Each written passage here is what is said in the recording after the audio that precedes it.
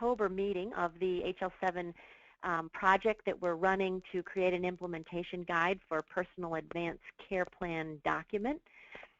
Tonight, we're going to kind of pick up in what I'm really considering a three-part series to work with this industry team who's helping to provide input on the development of this specification. In the beginning, in September, we sort of met and talked about what we thought we were going to do. It's now October, and I'm going to kind of go over what we are in the midst of doing, and then we'll meet again in November, on November 17th, to talk about what it is that actually got done, because the time frames that I'm up against are very tight for developing this work to go to ballot in January. And so I'll show you the timeline in a minute. We'll go over where we are with that schedule. But by the time that we meet again in November, the work that's going to ballot will be in essence finished, and I'll be able to report back to this group on where things landed. Today we're going to talk about some of the feedback that I got from people, the source examples that this team put forward, and what I did with that to review that content, talk about some of the vocabulary issues that we're starting to puzzle over, and some of the other resources that we gathered, and then take a little bit deeper dive into what we're thinking about as the design of this Personal Advanced Care Plan document, look at sort of a visualization of what that content is coming together, and how that relates to some of the work that has previously been done in consolidated CDA with advanced directives and care plan documentation. Then we'll close with a discussion about the project name, and as you guys know, that's still been up for debate, and we'll spend a few minutes to try and close on that. So in terms of the overall goal of preparing this draft standard for trial use, we have definitely established that there's going to be a CDA implementation guide that has volume 1 information that talks about the CDA standard and how we'll be using it in the context of this, this document to exchange a person's goals, preferences, and priorities as digital information to be used by and shared with clinicians who are doing care planning for the person. We are in that time frame, you know, kind of coming to the end of establishing the use cases. I'll talk to you a little bit more about a couple of pieces that I need to get some more information from you guys on use case development, and we're dabbling at what we're going to be putting into Volume 1. You'll be seeing some overall relationship drawings today, but this is coming together very quickly. I have completed the Volume 2 template specifications at the section level. It's the sort of not the machine readable entries, but how the document will be structured down to the second level. So we're making really, really good progress against our time frame. But again, by the time we meet on November 17th, it's basically a done deal. I just need to package it all up, complete whatever loose ends are there, and have all of the materials submitted by November 25th. Then we'll go into the balloting, and I shared with folks last week, if you're not an HL7 member but you're interested in participating in this work at the level of doing a ballot participation, in December I'll talk to you about how to go about participating in ballots, and I shared a document last week. It's available on our project wiki for non-HL7 members to sign up to participate in this ballot. So we're cruising right along. I'm going to shift gears and talk to you a little bit about some of the content that people from this team helped me pull together. I'm going to bring up our project wiki.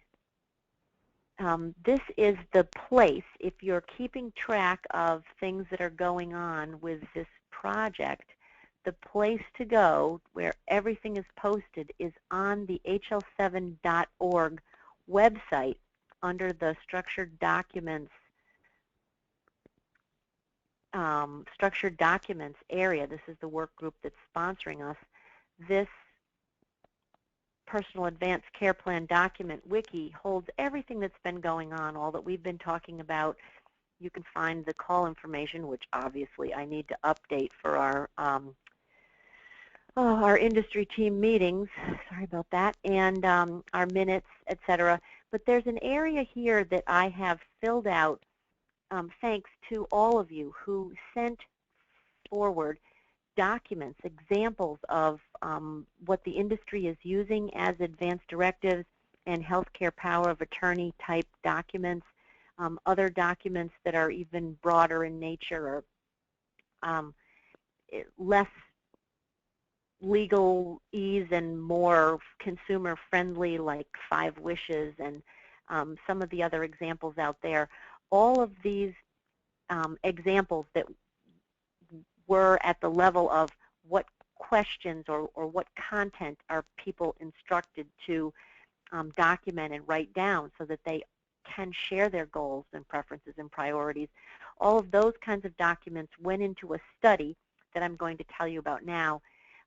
The other articles that are just interesting pieces about what's going on with directives, about issues, pros and cons, all different things. If you haven't had a chance to look at the wiki, you can go out here and see what other articles we're giving people pointers to. And if you think of other things, or as things even currently are coming to pass that would just make for an interesting reference list, our standard will include pointers to relevant reading material, and so this reference list will end up making its way into the standard that I'm pulling together. So please do keep sending me things if you run across other interesting articles. As for those, what I'm calling the source examples, we ended up with about 11 different source examples from a variety of different organizations, everything from the American Bar Association to the Catholic Church, 5 Wishes, My Directives, all really different flavors of information that helps people, the VA helps people put together what they want to document for their goals, preferences, and priorities. And what I did is I built a spreadsheet that first established kind of a classification basis using these standardized questions that we started with. And so you can't see this, and I don't want you to get overwhelmed with the details, so I put this in on purpose so that you don't see all the little words. But the 4 columns on the left-hand side here, marked with the gray heading, are the set of standard questions that I already, before even going into this broad analysis, had done some preliminary work to figure out what kinds of questions need to be addressed in a personal advanced directive document. And they're classified in terms of different types of information, information about healthcare agents, information about those living will kinds of things, considerations for when you are at the end of your life, or considerations for after you have passed, things that you would want happen then. So there are some classifications, and then there are these base question concepts that were that I established using that Jeopardy system of saying, what is this information all about? What question would accurately describe what it is that the directive is getting at? And so then we went through the 11 different sources, and each one of these colored bands shows the different sources, and this spreadsheet goes further out to the right and way further down to the bottom. But any time that the source was asking for information to be entered that was similar to a particular base question, we recorded that material in the same row. And so here you would see, several of the sources were asking a similar, or asking for similar kind of information that tracked also back to the same base question. If the question was significantly different, then it got a new row, and in some cases down at the bottom of the spreadsheet, some of the subsequent sources caused me to consider additional questions that I hadn't even thought of when I established the basis. And so it's an iterative process of going back through and fleshing out the base questions as we went through and reviewed the source examples. This third little column, which isn't fully populated everywhere yet, but you can see in the first 1, 2, 3 sources so far, what I added was a column that allows me to have a finer grain level of saying, what do I mean by this question is similar? So I found that there were some spots where the question really was similar in nature, that I wanted to record it on the same row. But one source may be asking it in a much more precise, narrower way, and another source may be asking it in a more generalized, broader way. And so I am coming up with a way to kind of dial in one deeper level of association across this row, so that I can also know if the question that is in the source was a little bit more specific. The other thing that we have, I'm going to expand this a little bit to make it a little bit bigger. I wasn't really thinking that you guys would be able to read all these details, but I just wanted to give you a flavor for what I did to do this source example analysis. So base set of concepts with standard questions. These are all tagged out to ultimately what we're using as a standard code system in LOINC. And then for each of the sources, we've got this notion of looking at their actual material. There's a number to catalog it, and then there's a notion of was this one absolutely equivalent to the base, more narrow or more broad. So what this analysis did for me is it enabled me to confirm or expand the notion of the categorizations or the type of information that needs to be representable, that the guidance needs to cover. And then it also gave for me guidance around where we already have LOINC codes that address a particular content area, or where new LOINC codes may be needed. And so that's really what all of this assessment did, because ultimately we want this standard to provide guidance that any type of directive that's being created, because there will be different types of organizations that are helping people put this together, they may come at it with a slightly different perspective, but ultimately we want to be able to represent the information in a standard way so that when it's shared, the questions that are the same will be coded for us to easily know that this particular kind of directive gets at some of the same questions, or is it asking new and different questions. So that's what that whole exercise was about. I am going to pause. You guys are not muted, or you can, at least you're in a position where you can unmute yourself before I go off from this. Are there questions right now about what the purpose was of this source analysis, or anything else about what I've explained that you want to know more about? Lisa, this is Stephen here. Yeah. I want to commend you on the tremendous work that you have done. This is phenomenal, because I can see the amount of hours that you put in collating all this. Just a question of scope clarification. When you, in the goal slide, when you mentioned about goals, preferences, etc., do you include preference? Do you intend for a preference to include things that are not to be done? Otherwise, then we need to consider, generally the concept of preference is something that you want to be done, but there is the negative preference, that's something that you don't want to be done. So yes, thank you. So it's I am considering comments that would indicate a preference for something not to be done. And right. I've not bridged into specifying entry-level templates yet. at a section level, certainly anyone is free to answer this question. What are your thoughts about tube feeding? I don't want tube feeding done.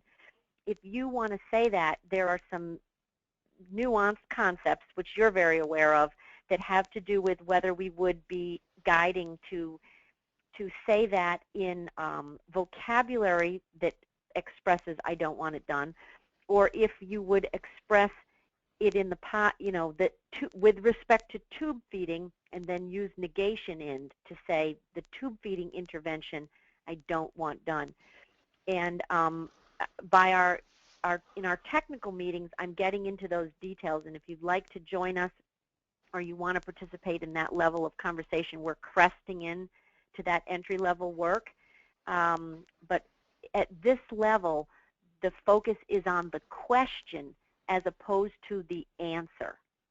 Sure, I understand that, but my point is, the point that I'm trying to, or the question I'm trying to ask is that, as I read your first slide where you talk, where the first slide talk about the scope, which include which include goals, preferences, and priorities. So it might well be useful to bullet point to say that preferences includes positive preferences and negative preferences. So therefore, it is a lot clearer from the content scoping perspectives. How it is implemented, I understand that is a different discussion. Okay, will do. I'll make that change. Thank you. Yep. And someone else had a question? Yeah, Lisa, Bob Fine with Baylor Scott and White. The source analysis chart, even on a great big screen, is not very legible. Will you be sending that out to the group? Yes, I would be happy to. I can send it with the minutes from today, and Wonderful. then I will, I'll definitely include it on the wiki also for download and for posterity purposes. I think it's an interesting piece of work. I designed it with the source number in here because my ultimate intention is really to be able to someday, instead of having the columns go out to the left, I'd like to be able to compile these questions together and sort them and slice them and dice them in different ways so that people can become more familiar with the similar or dissimilar content that's being asked for or recommended people to write down in their directives. So I will share the spreadsheet. Thank you. Okay, super. So the next thing that I wanted to talk about kind of takes that deep dive into the content that we're focused on giving some guidance about how would this be written down in a CDA document. And I started my design work and my attempt to communicate some of this with a drawing.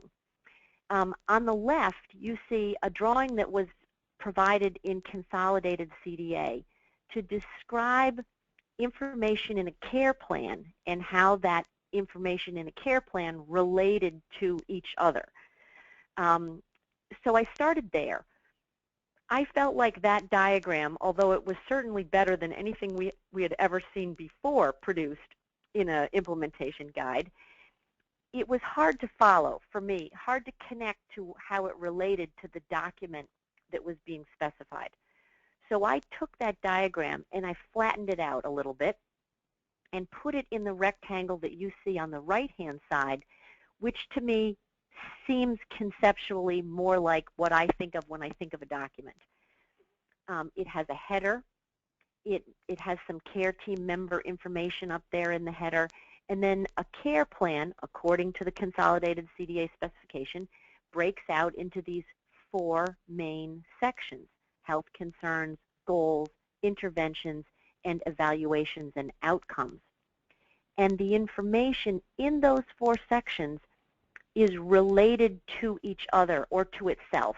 So there's a certain recursiveness, like that goals could be built upon other goals, or health concerns can encompass other health concerns. There's a little bit of that recursion going on, but there's other kinds of relationships. For example, the evaluations of the outcome and health status evaluations and outcomes actually relates back to progress towards meeting these goals, which are then related to the health concerns that they address.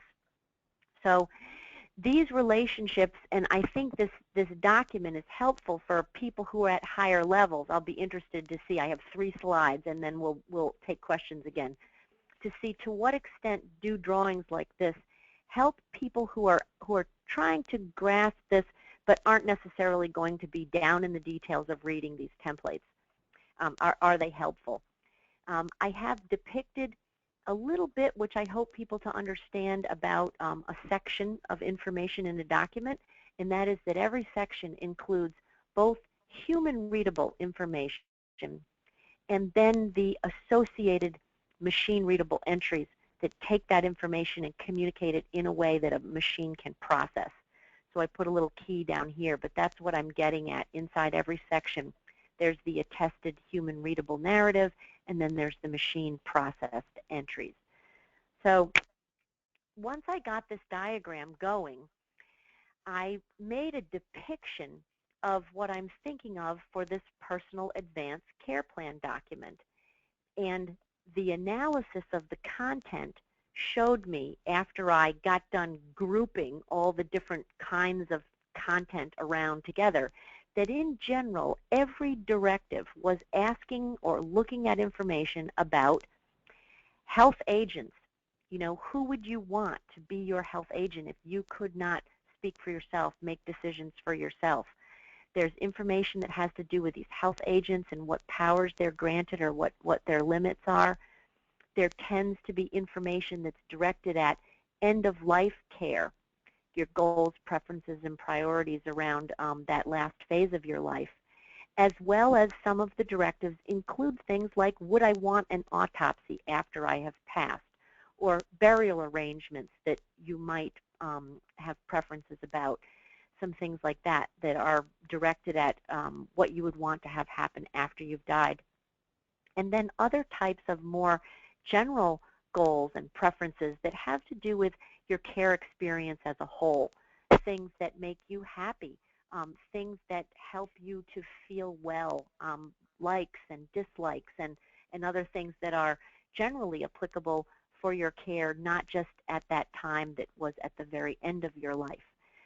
So I classified all of that just generally as care experience, which is something, you know, we're aiming to improve.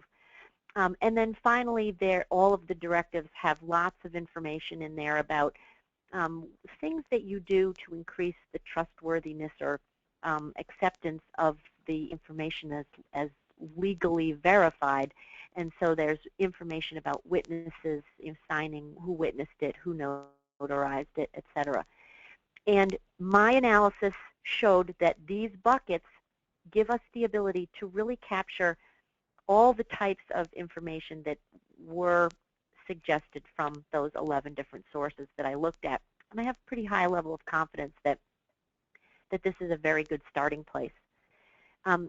What this means is, with a document like this in place to exchange information that is generated by a person, it gives the ability to plug into some work that had previously been done in Consolidated CDA. There's already a notion that clinical summaries, which are created by clinicians to document care during an encounter, that these documents would be able to record if it had access, if the clinicians had access to a person's advanced directives. And so the current template allows for clinicians to record a pointer that references where that directive may be. And now that pointer can point directly to a CDA document that would enclose that information. And just briefly, I will say that I'm showing a fully structured document, but we will, in the standard, address the stepping stones of how do you get to an unstructured CDA that has this header, but referenced content that's not taken to the section and entry level? How do you make a CDA that has a header and is structured at the section level but doesn't include any machine readable entries?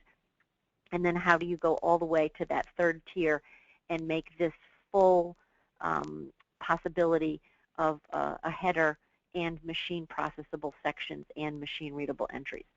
So the reference could be to a document that is all the way from just simply structured as an unstructured document to something that is fully Tier 3 structured.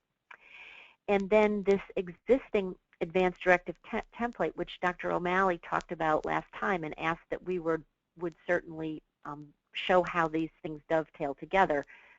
This section has information in it that says who was there a healthcare agent that was involved in these decisions about this care encounter, and who was the healthcare agent at this point.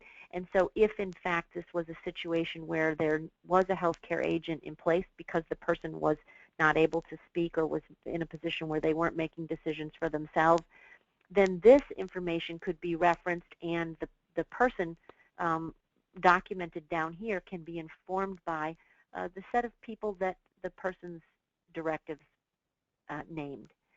And then finally, the existing template calls for us to be able to summarize the kind of information. So it calls to record which clinician verified the person's directives, actually looked at it and confirmed what the person had documented as their goals, preferences, and priorities. But then it gives an ability to classify what kinds of directives were available that they saw. Did the person have something to say about tube feeding? Did they have preferences about palliative care? What were the kinds of things that the kinds of information that is available down here in this document? So this would be this relationship here is that this information up here can summarize what a person may have documented in their directive. So these two things will fit together like hand and glove. And up until now, the hand part, or maybe, I don't know, maybe the glove part was put in place, but we've never really had any clear understanding of the hand part that fits into that glove, and that's what this new specification gives us. The other thing that this spec gives us is some future potential. When these personal advanced care plan documents become to be readily accessible by clinicians who are providing care and doing care planning, it means that this encounter has the potential to be more informed, more patient-centered, and that the procedures that get done, the tests that are done, the orders for future treatment or the course of care that's selected can now be more informed by what a person had described for their goals and preferences. And in care planning, if we take the care plan document, which currently is what's called an open template, so it acknowledges that additional information beyond what it has specified as being important to be included in these 4 sections, that additional information could be included in a care plan. And in fact, when I've been studying care plan documents in the wild, often you find them to include information about the person's directives. And so a care plan document in Consolidated CDA could actually include that advanced directives section and benefit, as the summaries do, from being able to reference the current directives, be informed by the selected healthcare agents, and have some indication of what kinds of information the person has given directives about. And furthermore, as the goals are established, the interventions are planned, and these aspects of the care plan are documented for the patient. They can take what the patient's preferences and goals were into consideration better than they perhaps have in the past, or at least certainly take advantage of the patient documented, the personal documented information. So this is where I see us being able to go in both in the current set of templates and in some of the future possibilities that will begin to be available as implementation and exploration with this personal advanced care plan document gets underway. I'm going to pause again for open discussion on this. Do folks have, specifically, are the documents helpful? And then secondarily, what other thoughts do you have about the steps that we're going through to specify a standard that helps us fit into clinical summaries and care plans?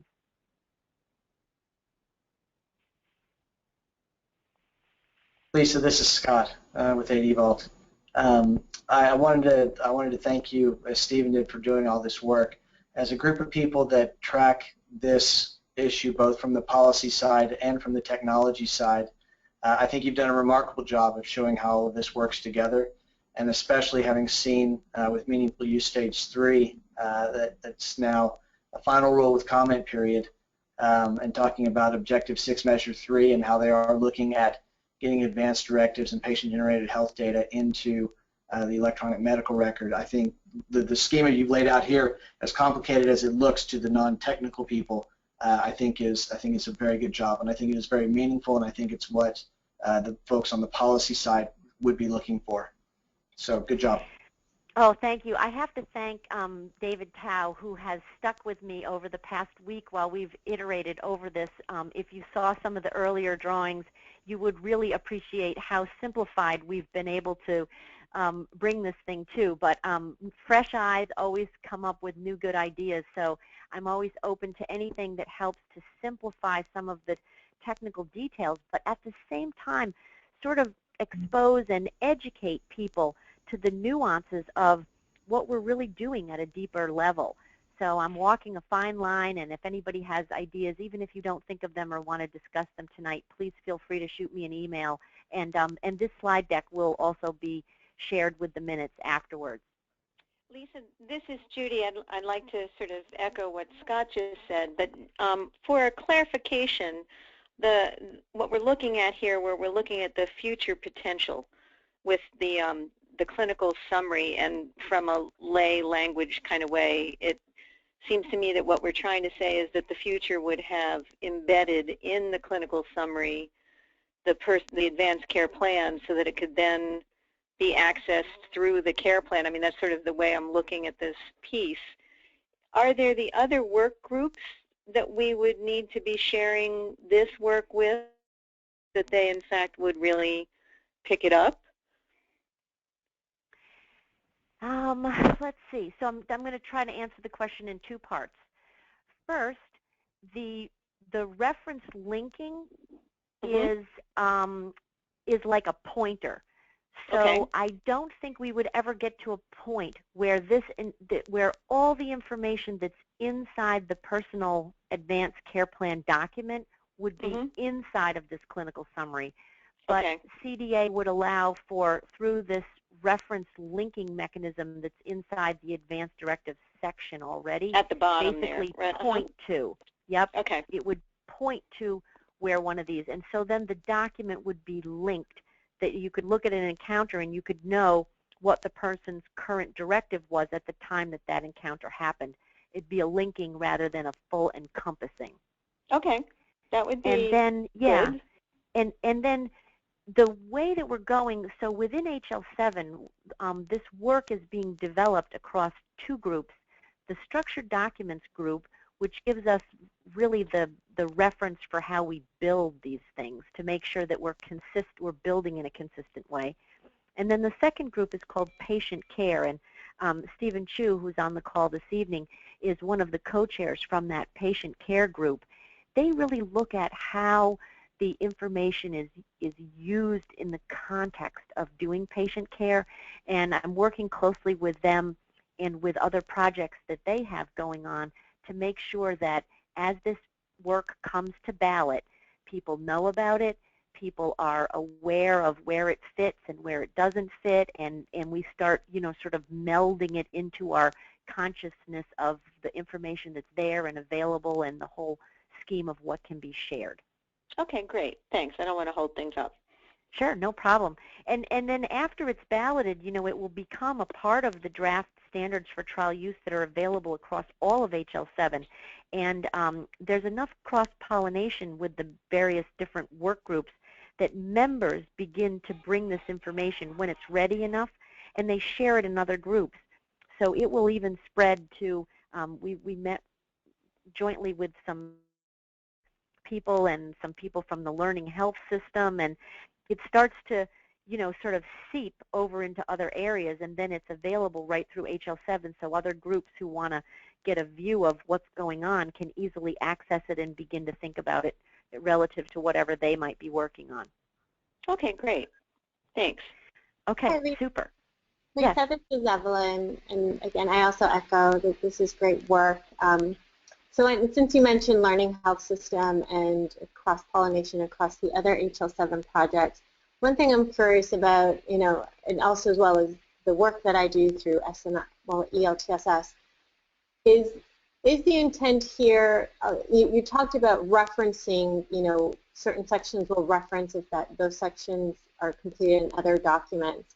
But is there an opportunity through this to pre-populate? So as an example, if a clinical summary is created for an individual before a personal advanced care plan is created, is there an ability to pre-populate, or the other way around, where a personal advanced care plan is developed by the patient, the individual, and then they would want that same data to a care plan? Is that Excellent, possible? excellent question, Evelyn. Thank you very much, because that is absolutely possible. And within IHE, I tend to we write specifications there that are more about how would you use an HL7 to do some stuff more efficiently or more effectively. And so HL7 tends to line around what the content. But David and I struggled with a couple of these informed by verbs in here, and originally I had derived from in places, even like for care team members, derived from. And this notion of pre-populating would be an application's choice. So what you take informed by to mean, if you're, you know, really working on level 3 documents that have machine processable information, it's very possible that a care plan could be pre-populated by virtue of using or starting with documentation that the patient themselves have created. You know, all of the information in the header here about the patient, you know, their birth date, all their demographic type information. When you go to make a care plan, rather than starting from scratch, you could populate this information directly from information that's already here: phone numbers, emails, address, etc. More than care team members could be used to pre-populate. And let's say a patient starts out with 3 or 4 very specific goals. They're at a time in their life where they've already decided on certain things that they want or don't want to have done. Then Right. the care plan could start with some of those goals, patient-centered, and then build out from there. So I didn't really want to specify application behavior, but application behavior that pre-populates is certainly a possibility. Great. And on that, because I know part of the, again, my previous life leading the Structured Data Capture Initiative, where we had the IHE profile, and then we had the FHIR profile. Is that of consideration here as you're going through HL7, is saying how can FHIR enable the capability both from a content and format perspective? One of the reasons why we are trying to go in rapid cycles and to do this ballot so quickly in HL7 is because the way the standards landscape works is that these things tend to build upon each other. And rather than building upon moving sand, we wanted to get this one completed and established and then it gives us a stronger foundation to go on and build on top to move toward what that means in terms of more of an IHE kind of actors and transactions view, and a FHIR kind of profile that shows more of guidance around how to use it or apply it. Excellent. Okay, great. That's exactly what we're doing in ELTSS. No, perfect. Thank you. Yes, yes. We are working in cut time here, Evelyn, because we are trying to absolutely deliver as quickly as possible, as fast as people can absorb it and begin to wrap their heads around it and then build it. Yep. Okay, 15 minutes, so I'm going to shift on to a next level of... Oh, yes, Stephen, go ahead. Before you move on to the next slide, a thought came to my mind when this slide that you have that depicts the relationship between these three constructs, the care summary, advanced care plan, and also the care plan is very useful to help people get their heads around as to how they relate to each other. When I'm looking at this, a thought just sort of like came into my mind. We have been talking or debating about what is the proper, or what is the name to be given to this construct in the middle. And we also debated about the confusion that it may cause by using the term care plan. So looking at these three, so my thought is that would it be useful to call this as advanced personal advanced care information rather than care plan? So therefore you have a distinction between this middle box and the box at the right hand side. Stephen, you're jumping the gun. You got to hold tight for 2 more slides, and then we're opening the naming discussion. So hold that thought for me. Hold that thought. Okay.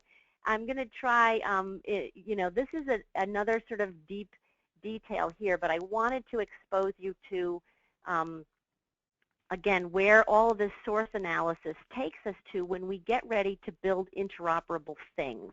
And interoperability depends both on understanding an interoperable structure for the data, and that's what we were kind of looking at about how we structure it, how we put the pieces together, and then there's a semantic component to interoperability. It's not enough to just be using the same structures. If we're not using the same conceptual vocabulary, you can have interoperability problems.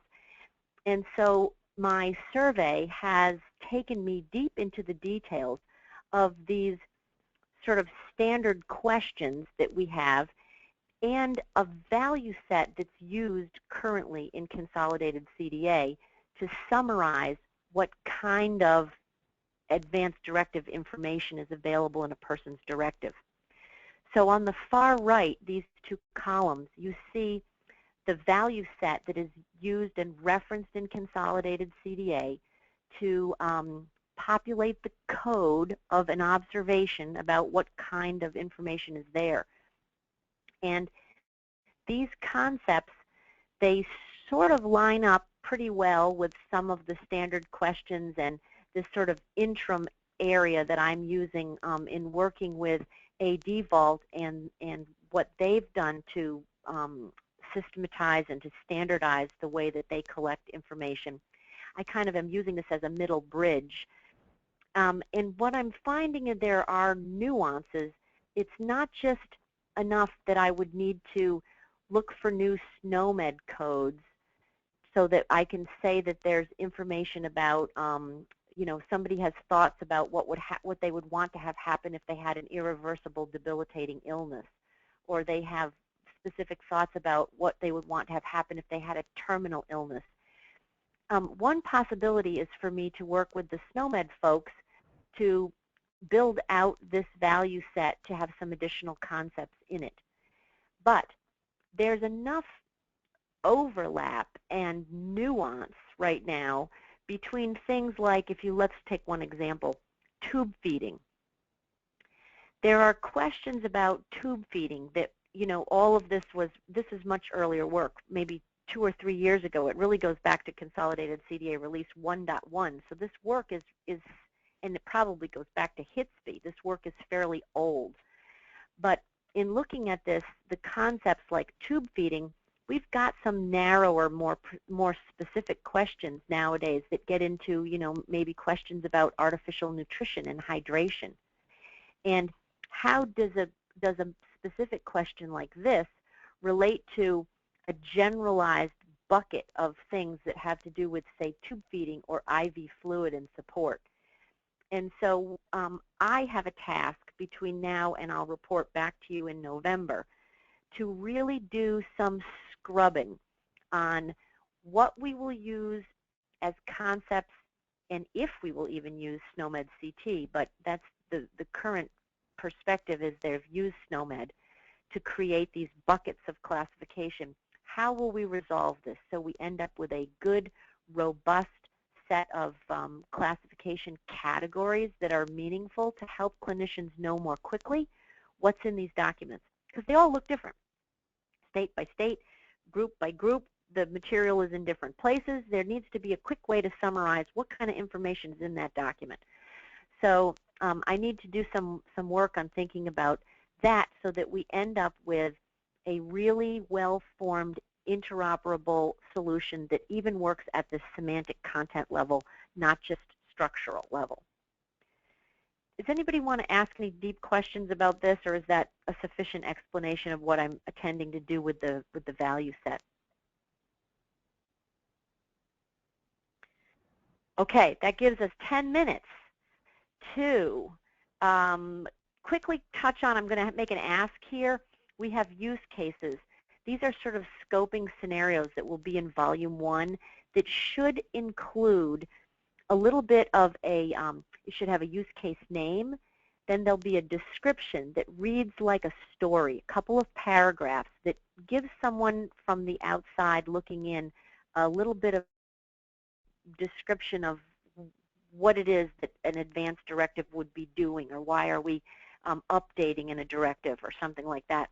So there'll be a little use case description, and then there'll be a step into the logical world where you then take that story and break it down into some steps about what gets done and how that content or how that use case is meaningful, into preconditions, a main flow, and then post conditions. And so I will be interested in finding if anyone would be willing to help me work on this, just on the side of making the story. If you have exposure to people who are using directives, or this is work that you would want to be interested in, just shoot me an email. My email is going to be on the last slide. Let me know that this is something you'd like to work with. It's a short exercise. There'll be 4 little use cases, little bit of story, 3-5 paragraphs. It's not going to be a big thing, but if this seems like it'd be interesting, I'd like to work with people outside of the standards world who are more involved in the industry to help craft those stories. Now, Stephen's topic of this, what are we going to call this project? The current working title is something that we have, every time we talk about it, different people have different ideas of what it should be called, different reasons why.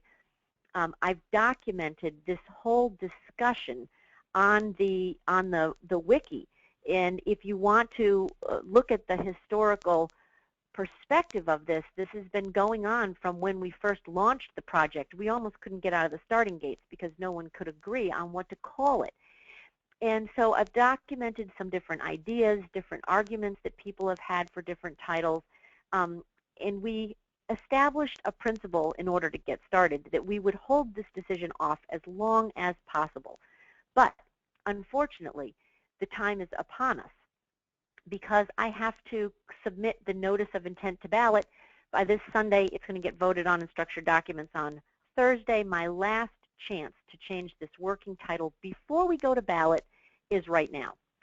And it's not the end of the world, because whatever we decide tonight ultimately can get changed in the ballot. Ballot comments can be made against the title, and the title can go up for consideration again. So our goal is to not get too hung up on it, but to do the best we can for right now to go to ballot. My little diagram here is merely to show that we wanted a term that was bigger than just advanced directives. Although the industry uses this, Meaningful Use Stage 3 uses this concept of advanced directives, because we do see that it includes content that's relevant to the care experience, that's not even just sort of living will and and healthcare durable power of attorney type stuff that is typically associated with advanced directives, that this could be useful in emergency situations, in critical care situations. We wanted to have a term, at least in the title, that's bigger than just advanced directives. I started with this one. This has been our working title. At the HL7 face-to-face meeting, many people asked me to try and work in the word directives into the title. And so the best I've come up with so far is personal advanced care planning directives. We have 5 minutes. I'll open it up for anybody that wants to make an argument for something different than this. Let's hear what it might be.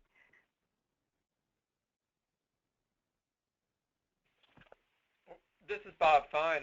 I like simply personal advanced care plan. I think that's straightforward and to the point. Personally, I don't know that you need to stick directives in there. Okay. It makes it longer, and I don't think it adds anything to it. I don't object, but I think simpler is often better. We've had lots of votes for fewer words, so I'll take that. And Bob, it means less editing for me, so I like that suggestion.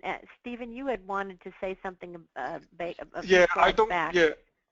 don't think that there is a need to add the word directive there either. When you do that, it causes confusion with the advanced directive. So as I said, my suggestion is that there is a potential for confusion with the care plan itself. So to avoid that confusion, my suggestion is to change it to personal advanced care information.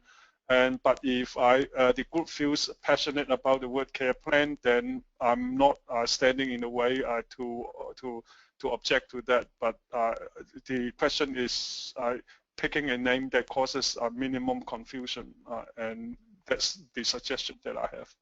Okay, so your suggestion is personal advanced care information, and Bob likes personal advanced care plan as it stands, and Stephen wouldn't be against it.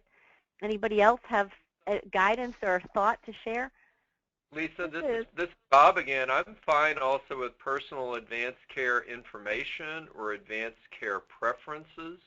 I'm not wedded to the word planning. I just was trying to make the point, I don't think we need to stick the 5th word directives in there. I could live with personal advanced care information if people like that. I could live with personal advanced care preferences. I mean, care planning has its own separate connotation, so I don't have any trouble with removing the word planning and putting information or preferences. Okay, great. This is Dr. Monica Murphy. Can you guys hear me? Yes. Oh, great. So, you know, CMS is proposing to fund advanced care planning through Medicare. So they're using the term advanced care planning, conversations between healthcare providers and patients. And so if we use personal advanced care planning, it's going to tightly link it to what CMS is proposing and supporting, in my opinion, and I don't care one way or the other. I think all of the proposed ideas sound great, but I think that in the public conscience or in the healthcare provider conscience, it'll tightly link it to those terms that are being used by CMS. So for better or for worse, I'm fine either way. Thank you. Thanks for joining, too. Good to have you. Oh, yeah, thanks. All right. Lisa, this is Evelyn. Actually, Liz Plenahall just shared with me earlier because she is on the Kaiser plan, and they just rolled out what they call a personal action plan. So very much for all Kaiser beneficiaries to fill out very much what we'd say a person-centered plan that includes advanced directives. So they call it, you know, personal action plan. So just something to consider too that's payer specific, how they label it. But when I think to the earlier point about this, I know there's a lot of work because this would be truly, you know, person or patient generated. Is there a way that you can refer to it there so it's noted that it is specifically filled out by the individual, not in collaboration with their care, but it's something that they own and they manage? So I like the patient or person generated aspect of it. Okay, I do too, but boy, it got so long. We had just had so many words, and of course, there's an introduction. That's the title. There's an introduction that talks all about what this is, and I'll be able to work all of these concepts into that introduction. But in terms of you know, which words make it into the title, we kind of found that personal was the shorter option over patient-generated. But yeah, I hear you on that. So I wrote down personal action plan, and Evelyn, did you want me to record another option for you that includes patient-generated, or? No, I guess, yeah, I like the personal action plan I like, or personal, I do like personal advance plan or something, because I agree with you, PGHD might be long, and I know care plan means different things to different people, so somewhere where you could still keep plan in it, but speak to the personal nature of it.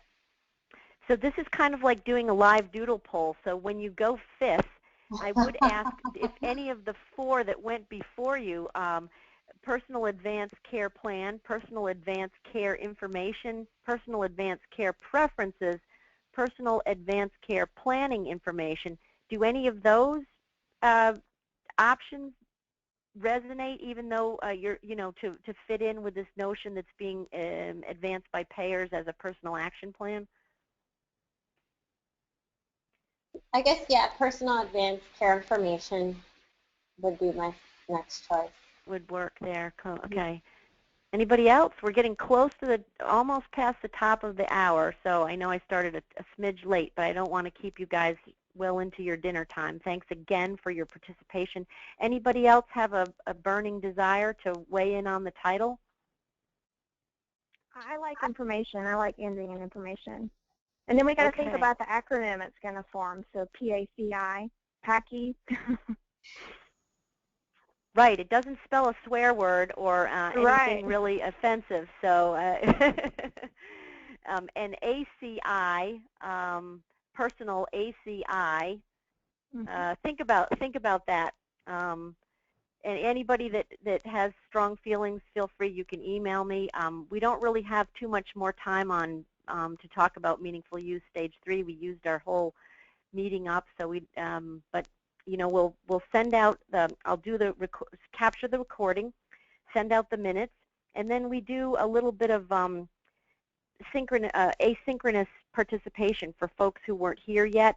And so I do keep an ongoing rolling set of minutes for those who didn't participate this evening that get back to me with ideas or comments or anything like that. I try and integrate that so we have an ongoing update of the meeting minutes for people who participate asynchronously. I'm still available at the same place. Email me if you have thoughts or comments. We're working on it down into the home stretch for November 17th. I'll send out a reminder and a proper working web link next time, promise. Thanks so much for all your input and time, you guys. I appreciate it. And we'll see you in about a month. Great. Thanks, everyone. Thank you. Thank you. Great work. Thank you. Thanks.